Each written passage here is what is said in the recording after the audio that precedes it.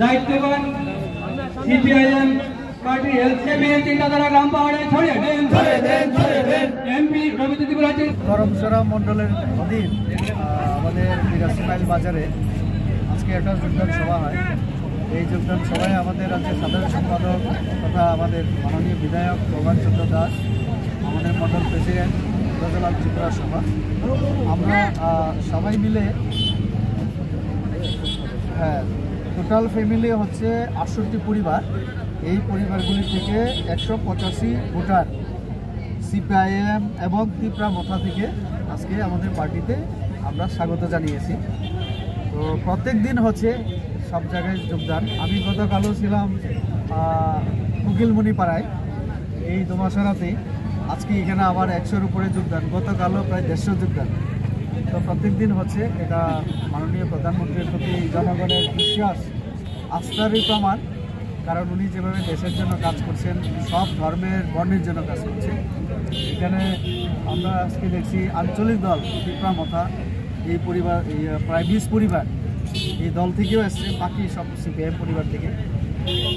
এই বাজারে আগে এক সময় সিপিএমের অনেক ঘাঁটি ছিল আমরা বলতে পারি, কিন্তু সিপিএম বিগত ২৫ বছরে যা করতে পারেনি, আমাদের সরকার রাজ্যে এবং পুরো দেশে যেভাবে কাজ করেছে তার জন্য সাধারণ মানুষ আজকে আস্তে আস্তে আমাদের দলের দল সবাই ভীত সন্ত্রস্ত।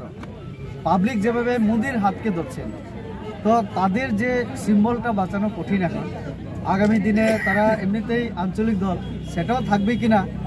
তো কাজেই কংগ্রেস সিপিএম ২০২৩ নির্বাচনে আমরা সবাই দেখেছি, আগে গোপনে হতো, এখন জনগণের সামনে চলে এসছে সবটাই পরিষ্কার। তো তার সাথে আঞ্চলিক দলগুলির সবসময় একটা সখ্যতা থাকে তাদের, কংগ্রেসের সাথে সিপিআইএমের সাথে বিভিন্নভাবে।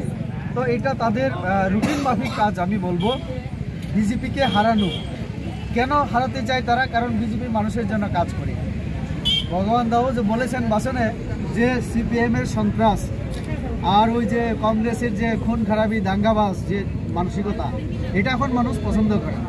তার জন্যই মোদিজি এখন সবকা সাথ সবকা বিকাশ, সবাইকে নিয়ে চলা, সবাইকে দেওয়া, যেটা সিপিএম করতে পারেনি, সমাজতন্ত্রের কথা বলে, এটা আমরা করছি, আমাদের প্রধানমন্ত্রী করছে, সবাইকে ঘর দিয়ে, সবাইকে খাদ্য দিয়ে।